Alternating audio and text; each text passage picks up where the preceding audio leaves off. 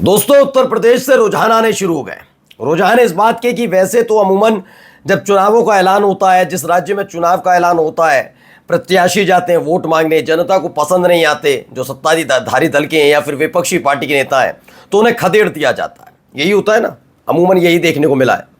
लेकिन अगर 2 साल पहले ही एक तरफ जब वोट अधिकार यात्रा निकाली जा रही है विपक्ष की तरफ से और अखिलेश यादव ने वो एफिडेविट लहरा दिए जिसके जरिए पता लग गया है कि इलेक्शन कमीशन पूरी तरह से बीजेपी के इशारे पर काम करता है, और इन सब के बीच अगर एक खबर निकल कर आए, भारतीय जनता पार्टी के नेता और बड़े बड़े मंत्रियों के परिवार वालों को कूट दिया जा रहा है, तो क्या समझेंगे आप? जी हां, अब इनके धौंस को कोई समझ और सुन नहीं पा रहा है।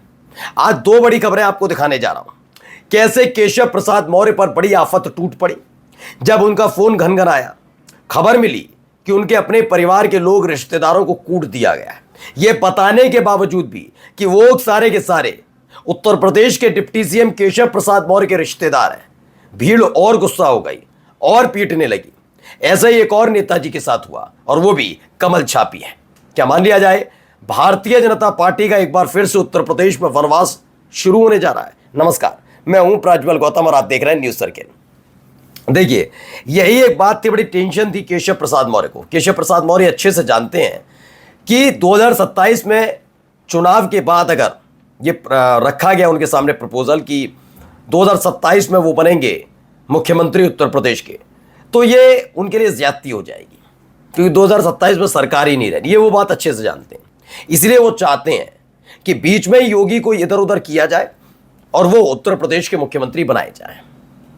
ये बेचैनी इसी बात की है, जैसे बेचैनी बड़े वालों को है ना, नरेंद्र मोदी साहब और अमित शाह को। अमित शाह जानते हैं अब 2029 के बाद तो कुछ हुए है नहीं, लंबी दूर दूर तक कोई नजर नहीं आने वाला। इसीलिए वो चाहते हैं कि बीच में अगर नरेंद्र मोदी साहब के 75 साल पूरे हो रहे हैं तो उसके बाद कोई और नहीं, उन्हीं का नंबर आना चाहिए, अमित शाह का नंबर आना चाहिए। वो ये चाहते हैं। अब ऐसा ही चाहते हैं केशव प्रसाद मौर्य, लेकिन चाहत पूरी हो नहीं। उससे पहले ही आपने देखा कैसे नाराजगी, लोगों में गुस्सा, वो तमाम चीजें, फिर बगावत, आंखें दिखा दी योगी आदित्यनाथ, तमाम चीजें। तो उधर तो सपना पूरा हुआ नहीं, लेकिन उनके रिश्तेदारों के साथ क्या रहा जरा देखिए। ये आलोक पाठक है, इन्होंने खबर लिखी। इन्होंने लिखा, यूपी में उप मुख्यमंत्री के रिश्तेदार भी सुरक्षित नहीं। यूपी के उप मुख्यमंत्री केशव प्रसाद मौर्य के रिश्तेदारों पर रायबरेली में हमला हुआ है। हमलावरों ने जमकर पीटा और गाड़ी में भी तोड़फोड़ कर दी। रायबरेली पुलिस ने इस मामले में प्रफुल्ल सिंह, कुणाल सिंह और किशोर के खिलाफ एफआईआर दर्ज कर ली है। तो खास बात इसमें यह रही कि बीजेपी के नेताओं पर जिन लोगों ने हमला किया वो खास तौर पर रहमान खालिद अनवर नहीं थे, वरना अब तक इसे हिंदू मुस्लिम कर दिया जाता। आजकल केशव प्रसाद मौर्य कर भी वही रहे, हिंदू मुसलमान मियाँ हैं और ज़मीन कब्जाने वाले, ये ऐसे शब्दों का इस्तेमाल करते हैं केशव प्रसाद मौर्य। खैर, फिलहाल उनके अपने ही लोगों को, उनके ही अपने समुदाय के लोगों ने कूट दिया, और इससे पता लगता है कि हिंदू हृदय सम्राट बनने की कोशिश चाहे बीजेपी का कोई नेता करे, बन नहीं पाएगा। इतना आसान नहीं होता। अब समाज के एक पूरे वर्ग को बरगला नहीं सकते, यही काम करने की कोशिश हो रही थी। यानी आप सोचिए, खबर यह भी निकल कर आई जब उनके अपने रिश्तेदारों को, केशव प्रसाद मौर्य के रिश्तेदारों को कूटा जा रहा था, उनमें से कुछ रिश्तेदारों ने अपना परिचय भी दिया कि वो केशव प्रसाद मौर्य उत्तर प्रदेश के डिप्टी सीएम के रिश्तेदार हैं, तो और इनका गुस्सा फूट पड़ा और इन्होंने पूरी तरह से मारा। देखिए खबर क्या निकल कर आई। खबर यह है पत्रिका की, डिप्टी सीएम के रिश्तेदारों को घेर कर पीटा, 20 सड़क की मारपीट और तोड़फोड़, मच गया हड़कंप। रायबरेली में डिप्टी सीएम केशव प्रसाद मौर्य के रिश्तेदारों पर जन्माष्टमी की रात हमला हुआ। चाचा भतीजे की पिटाई की गई और गाड़ी में तोड़फोड़ की गई। तो दूसरों के चाचा भतीजे, भतीजा, ये चाचा अपने ही चाचा भतीजे को बचा नहीं पाए, चाचा भतीजे की पिटाई की गई, गाड़ी में तोड़फोड़ कर दी। पुलिस ने 3 आरोपियों पर केस दर्ज कर जांच शुरू कर दी है। खबर क्या निकल कर आई, समधी के साड़ू पर हमला, गाड़ी के शीशे तोड़ दिए।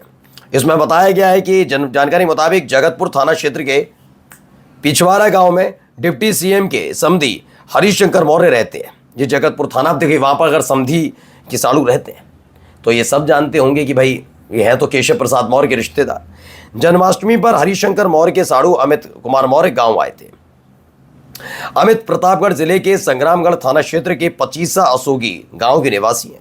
उन्होंने बताया शनिवार रात 10:30 बजे वे अपने भतीजे अनिकेत मौर्य के साथ जन्माष्टमी की खरीदारी के लिए 4 पहिया वाहन से सूची बाजार जा रहे थे। तभी सिंहपुर मोड़ के पास कुछ हमलावरों ने उनकी गाड़ी को रोककर शीशे तोड़ दिए और उनकी जमकर पिटाई की।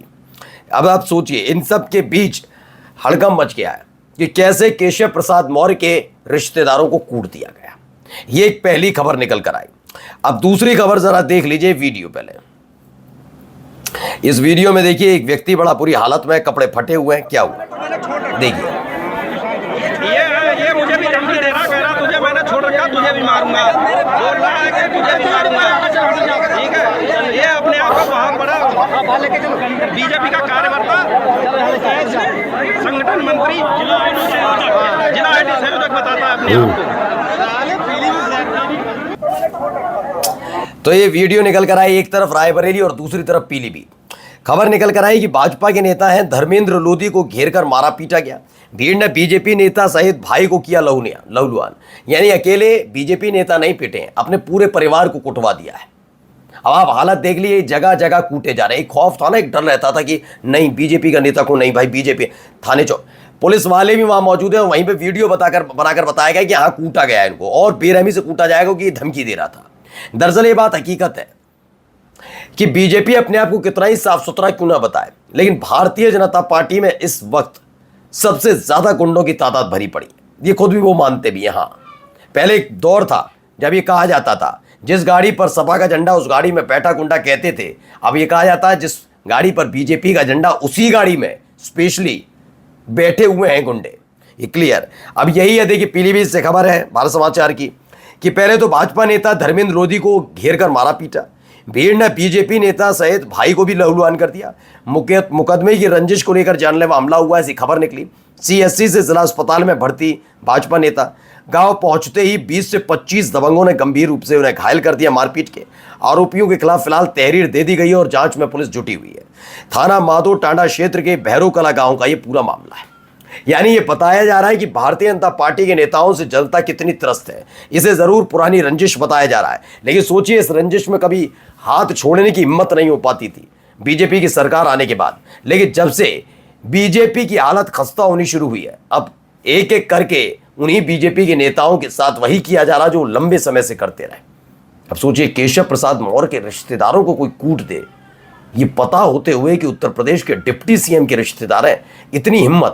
इतनी हिम्मत लाने के लिए आप समझ सकते हैं कितनी ताकत की जरूरत होगी। वैसे भी केशव प्रसाद मौर्य के परिवार में कई तरह के आरोप पहले भी लगते रहे। इनके भाई पर आरोप लगे, इन पर खुद पर आरोप कई तरह के थे, तमाम चीजें। फिलहाल ये माना जा रहा है कि भारतीय जनता पार्टी का उत्तर प्रदेश में सूर्यास्त होने जा रहा है और इसी बात को सुनकर बड़े विचलित नजर आ रहे हैं बीजेपी के तमाम नेता, जिन्होंने ख्वाब देखा था लंबे समय तक चलेगी सरकार तो हमारा भी आएगा नंबर कि हम भी बनेंगे मंत्री, और मंत्री देख रहे थे कि हम बनेंगे मुख्यमंत्री। सबका सपना धराशायी रह गया। नमस्कार।